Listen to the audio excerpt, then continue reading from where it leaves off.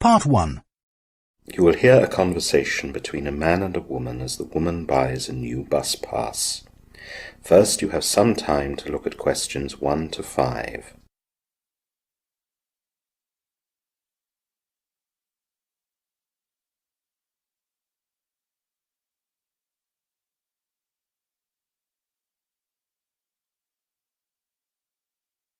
Now the full test will begin. You should answer the questions as you listen, as the recording is not played twice. Listen carefully to the conversation and answer questions 1 to 5.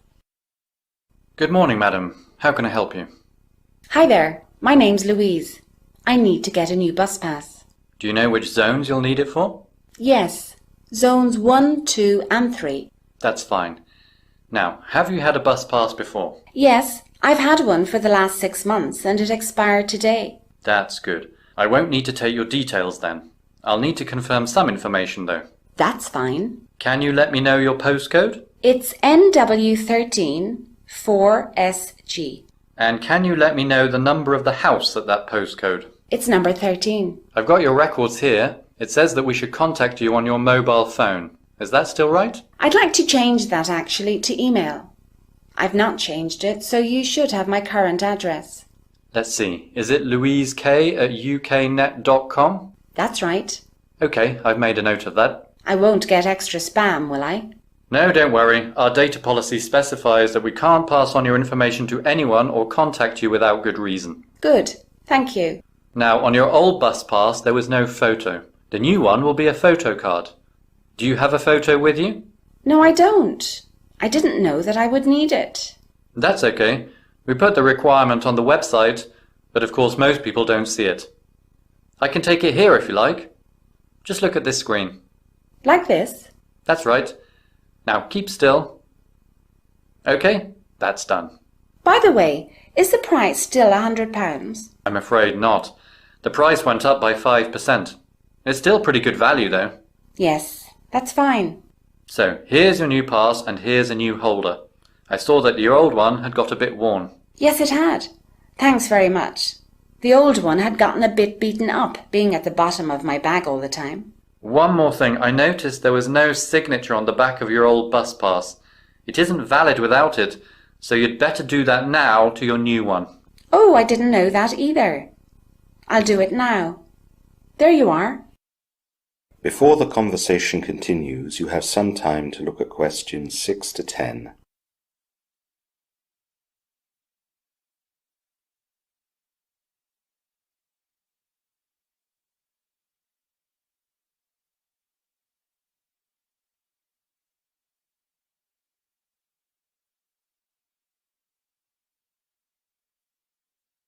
Now listen carefully and answer questions 6 to 10. Is there anything else I can help you with? Yes, there is actually. You know that all the bus routes have been reorganised recently. Yes. Well, I'm a bit confused. Could you briefly explain some of the changes? Of course. First of all, there is Route 1.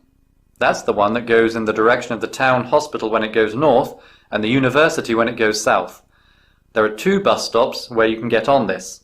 To go north, you need to find bus stop Q. That's on Alton Road, just outside the town hall. To go south towards the university, then find bus stop P, which is also on Alton Road, outside the cinema. That's useful for me, as I study at the university. Now I live in West Howe. What will I need to do to get a Route 1 bus? The best way is to go to the town centre and change. You'll need to take Route 3. Take the bus from the centre of West Howe and get off at the town centre at bus stop G. That's outside Westgate Shopping Centre. Then, to get back to West Howe, you'll need to go back to Westgate Shopping Centre and find bus stop H, opposite bus stop G. Thanks. Finally, I need to know how to get to the Arrowdown Sports Centre. I was given a membership there, and so I'll be going there quite often too. First of all, you need to come to the centre of town as you would normally. Then, to get to that sports centre, you'll need to go to the town centre post office. The buses for the Arrowdown Centre are from bus stop A. To get back, take the bus from outside the sports centre and get off at bus stop C in the town centre. Thanks for that. Now, a friend told me that I can get discounts using my bus pass. He said that I can get cheaper cinema tickets and train tickets with it. I'm afraid not with the cinema, but you'll get a 15% discount on local train services. There are other possibilities as well. The local football club gives you access to the special hospitality area, although you'll need to buy a regular ticket. You can also get priority seating at the local theatre, and the local museum gives bus pass holders cheaper entry.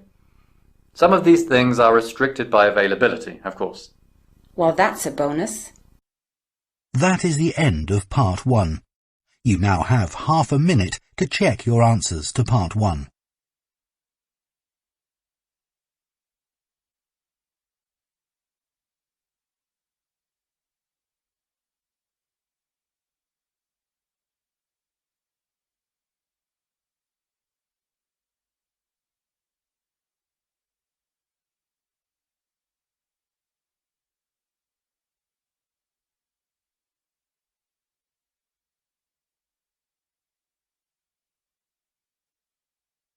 Part 2. You will hear a man giving an information talk at an adult education centre. First, you have some time to look at questions 11 to 15.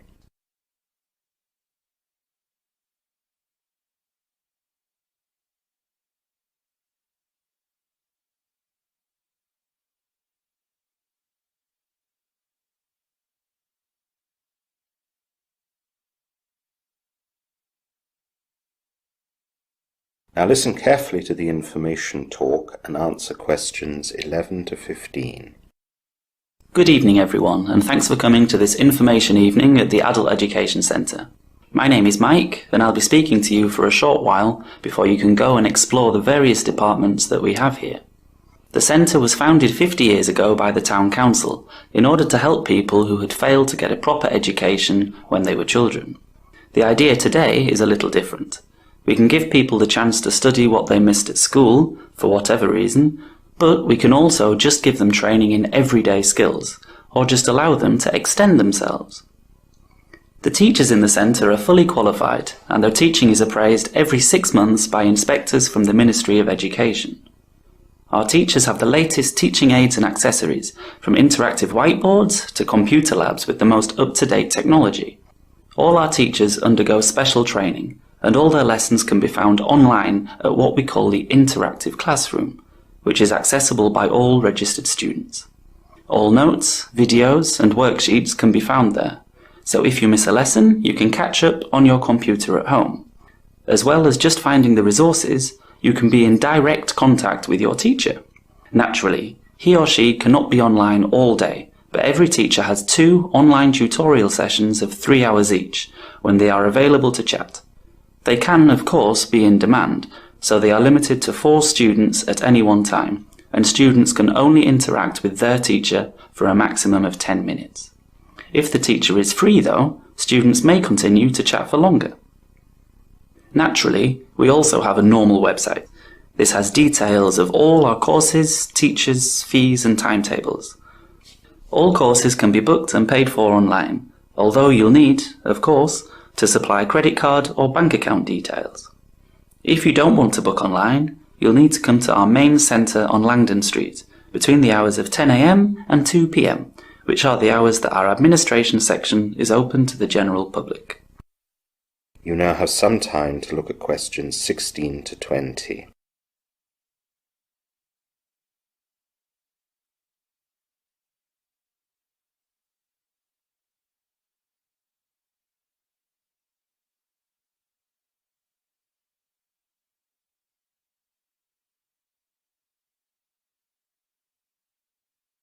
Now listen to the rest of the information talk and answer questions 16 to 20.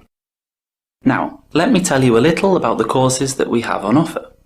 I'll begin with languages, as they're often very popular. We offer a variety of European languages, including French, German, Polish and Spanish. In addition, we offer Arabic, Korean, Japanese and Mandarin Chinese. These languages are offered at various stages of ability, and to find out which class you belong in, you can do our self-assessment test, available on our website for all the languages we offer. Next, I'd like to tell you about our business-related courses. Our business courses vary from short morning or afternoon sessions, where you will develop an excellent understanding of a particular topic, to courses that run for over 30 weeks, where you can achieve an industry-recognised qualification.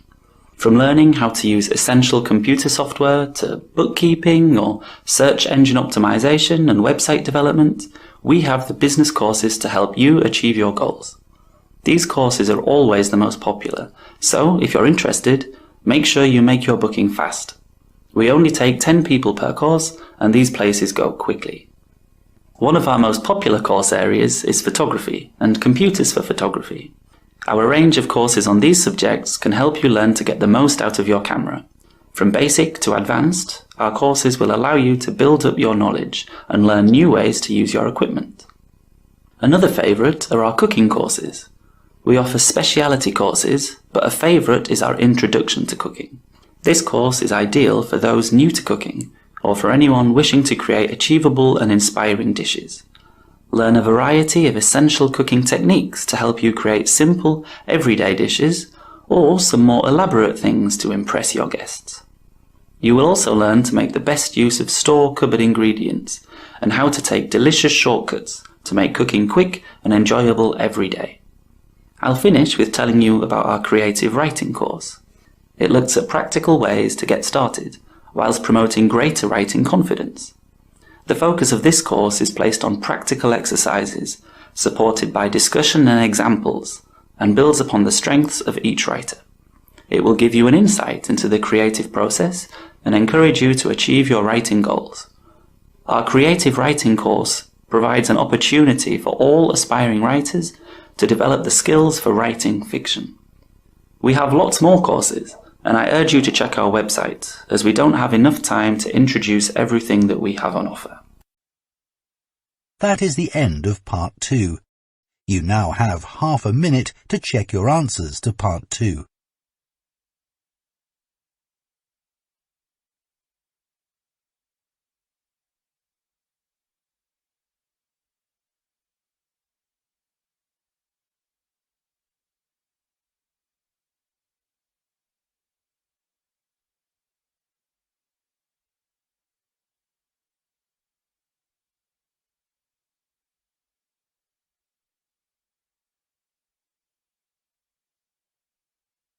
Part 3.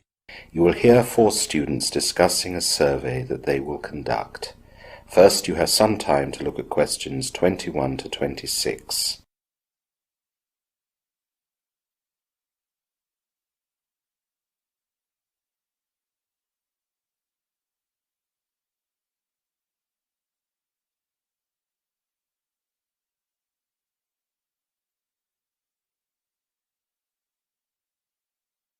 Now listen carefully and answer questions 21 to 26. Hi Martin, hi Rachel. Are you both waiting for us? Hi Abby, hi Lance. Yes we are, but we've not been waiting long. Yes, we just ordered some coffee. Hi Lance. Hi everyone. So we're here today to talk about our survey on electronics and communications. Rachel, you said you were going to think about some question ideas. That's right. I've been looking at our subject of how household citizens in this country derive benefit from the digital environment. To start with, I thought we could ask about their perceptions of internet speed. Dial-up or broadband? Broadband, I think, Lance. Not many people in this country have dial-up anymore. I think that's a great start, Rachel. It's very topical at the moment. What about after that? Another important area is people's perceptions of affordability. This has a lot to do whether people have travelled to different countries and have seen the costs of services there and are therefore able to compare what they pay for here. That's not necessarily true, Rachel. People can have perceptions of affordability without having to have travelled. That's true, Lance. I like the idea, Rachel, but let's keep the travel part out of it. If we include that, we could create too much bias within the answers, as people who don't travel wouldn't be able to answer. You're both right. I'll just make a note of that. Now, the next area I looked at was what people think about the possibility of changing subscriptions and switching between providers. I thought it wasn't possible to just switch providers. Aren't people locked in with a contract? Yes, they are usually, but even within the contracts there are ways of cancelling and changing provider. There's also a lot of talk in the media about how many contracts demand 3-month notice periods. People often don't realise that, and they're furious when they have to wait and pay for 3 further months. Yes, I know someone in that position. They're actually leaving the country, and they have to continue paying their communications bill for 2 months when they're not even in the country or living at the address that the contract deals with. Well, we should get some good feedback and answers on that area. So, my next area is the transparency of tariff information. Again, this is a topical area in the communications industry. That's right. There were some big stories in the media recently. The government has clamped down on companies not disclosing this. I read a story last week about a family that sued their phone provider for not giving the proper information. The family won, and it seems the government has finally woken up about this matter and will do something about it. Why is it so important? It's because companies want people to choose the package that gives them the most profit. It doesn't matter to them that people don't get the deal that makes the most sense for them. Salespeople just give customers a limited number of options, and customers can't find the full information anywhere else. That's awful. I can't believe they can get away with that nowadays. I know. Fortunately, things are getting better, though. So, the last area is about mobile phone usage. Will we just be looking at how often people use their mobile phones? Not so much that. We'll be more interested in how happy customers are with their signal reception. That's a good topic too. I thought that we had good coverage in this country, but then I heard from some foreign student friends of mine that it's terrible here and that their countries are much better. That's right. We think it's okay here, as we're used to nothing different. You now have some time to look at questions 27 to 30.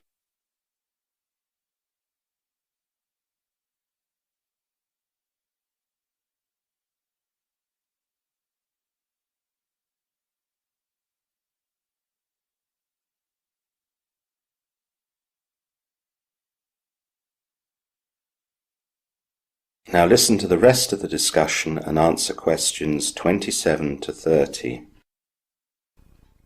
So next we have to decide when and where to do our survey. I think the best thing would be to go after lectures on Wednesday morning. We'd get the afternoon shoppers and we'd get it all done before dinner. The problem with that is we'd only get people free on a weekday afternoon. There would be a lot of unemployed people and that would influence the results.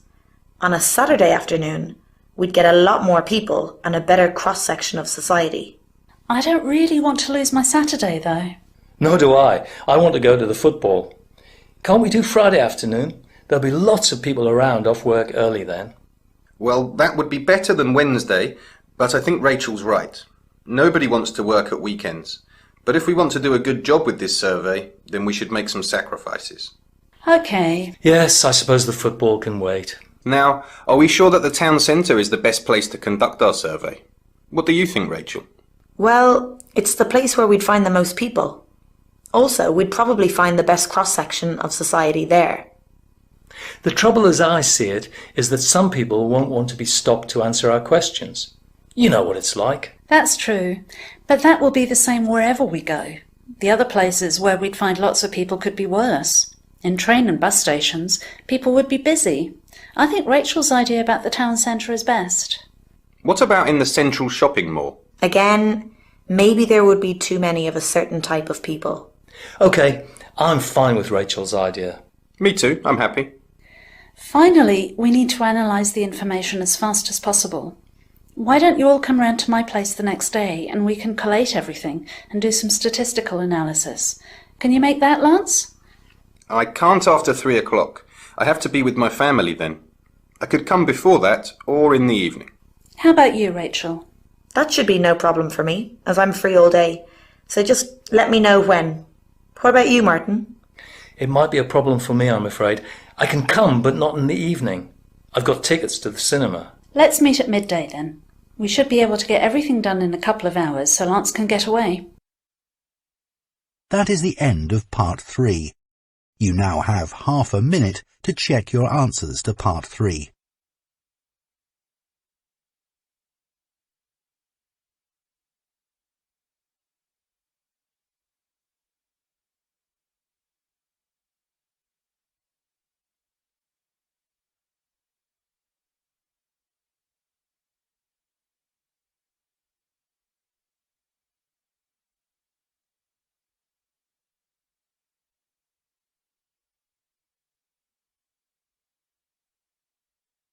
Part 4.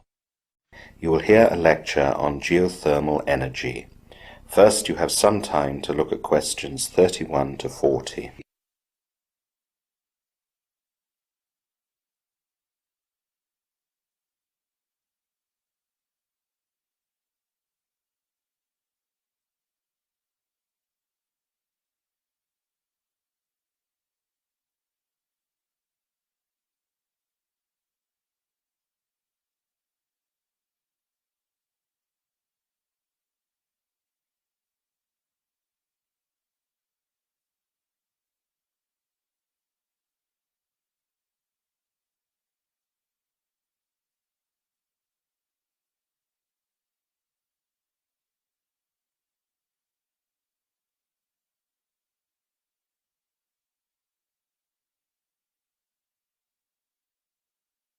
Now listen carefully and answer questions 31 to 40.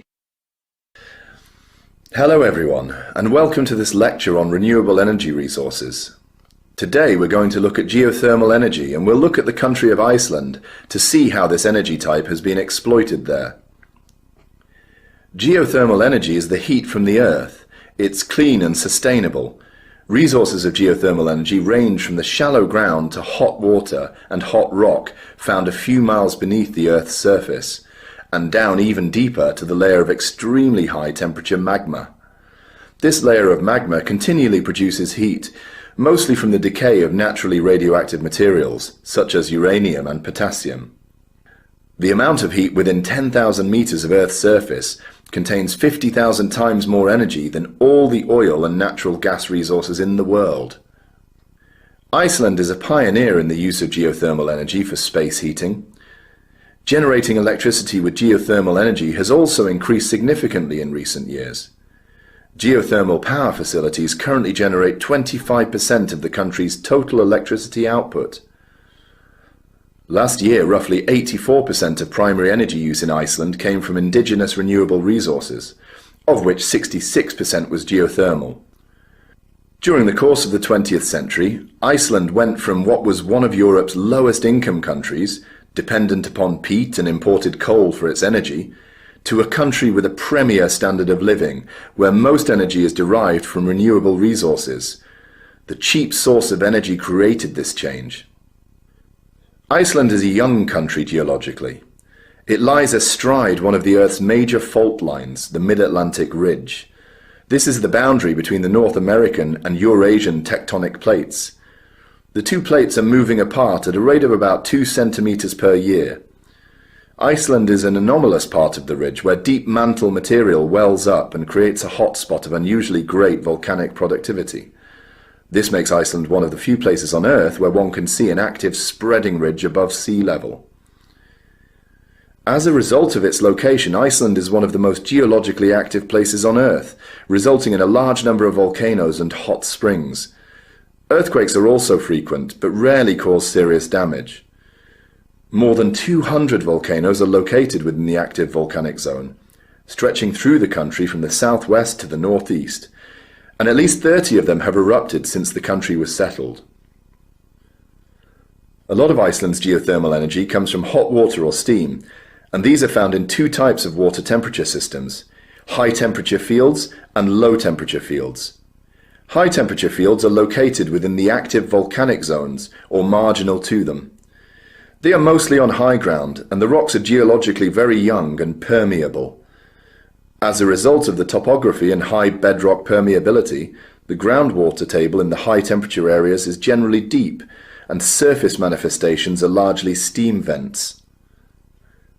The low temperature fields are all located outside the volcanic zone, passing through Iceland. The largest examples of these systems are located in southwest Iceland, on the flanks of the western volcanic zone, but smaller systems can be found throughout the country. On the surface, low temperature activity is manifested in hot or boiling springs, although no surface indications are observed on top of some such systems. Flow rates range from almost zero to a maximum of 180 litres per second from a single spring. Scientists believe these low temperature fields are transient, lasting some thousands of years. There are three ways to create electricity with geothermal energy: hydrothermal using hot water, geopressurized using a hydraulic turbine, and petrothermal using superheated dry rock to create steam when water is pumped into it. In Iceland, generating electricity with geothermal energy has increased significantly in recent years. And as a result of a rapid expansion in Iceland's energy-intensive industry, the demand for electricity has increased considerably. One of the most common electricity generation methods in Iceland is with a geothermal plant, which brings heat up to the surface, where it is brought into contact with water. This creates high-pressure steam, which is then piped to drive turbines. The pipes and turbines must be extremely strong in order to stop the corrosive steam from bursting out and causing a danger to workers. The turbines in turn create the electromagnetic field within a generator that creates electricity. The electricity generated is then transferred out to a local substation, before being directed to its place of end use. Back at the geothermal plant, the steam that has been through the turbines is piped away. The steam is then allowed to condense in a cooling tower. Warm air and vapour is released into the air, and the leftover hot water is piped away for a variety of other direct heat uses, such as house heating, agriculture, fish farms, and industry. That is the end of part 4.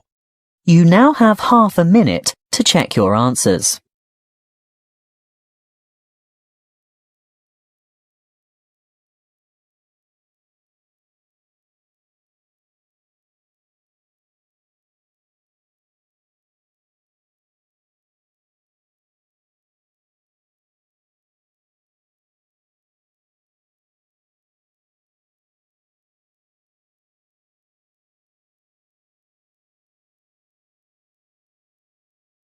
That is the end of the listening test.